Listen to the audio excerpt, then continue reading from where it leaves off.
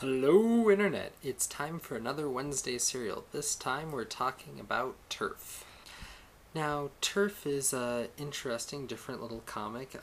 Jonathan Ross and Tommy Lee Edwards are the main creators of this book, and they do something very interesting. They take an old Prohibition time story, and with all the running of various fluids and whatnot, they throw in the idea of vampires. Blood. Interesting. Good idea. Great way to go. Except for a few things, and then they bring in aliens as well, because that wasn't complicated enough, what with the gangsters and then the aliens, and then, yeah, it's just a lot to take in. On top of taking everything in, there's a page example that I'm going to show you, which commits one of the greatest sins of comics. Let's see if you can point it out to yourself before I point it out for you.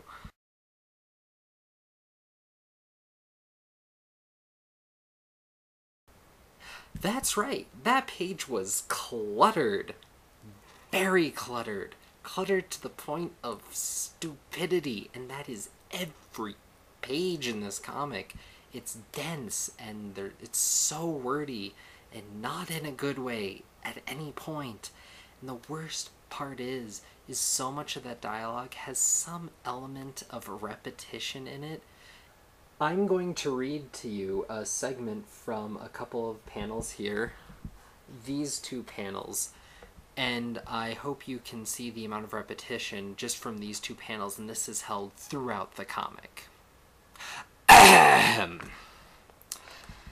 You walk into my home and tell me you're gonna kill me? You threaten me here under my roof?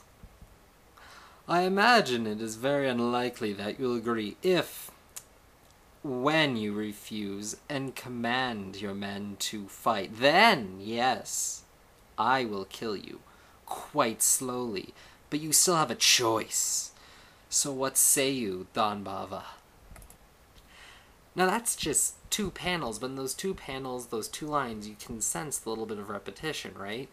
And that is throughout the entire comic, and because the comic's so wordy, it clutters, takes away from the art. Also a comic where there is literally one small action scene, and with all the vampires and aliens and whatnot, and mobsters, it's actually just a couple of the lowly mobsters attacking a normal civilian type to show how wrong crime is, which is valid, but with that much shit going on in a comic, the action should be held throughout and not in one bit.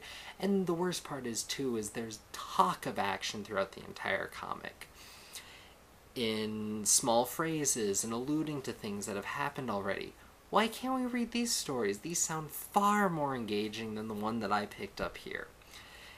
Now, I've talked a lot about Bang for Your Buck recently, and there is a lot in this comic. But a lot of it just makes you wish you were reading another story, and maybe they get to it later. I don't care to find out. This was a 20-minute push for a comic that I honestly was glazing over through the second half. It should have taken longer to read, probably, which is nothing I have against. I don't mind a comic being wordy as long as there's a purpose to it.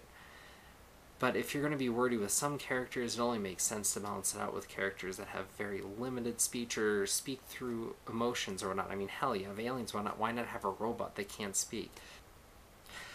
With a character like Emoticon from Welcome to Tranquility, why can't you have an element like that? So yes, my final verdict on this comic is avoid, abort, spend your money elsewhere. Don't even bother, because it's a chore to read, and when you're done reading it, you're probably just going to wonder why you didn't heed my warning and save yourself the time in the end. I'm just looking out for you guys.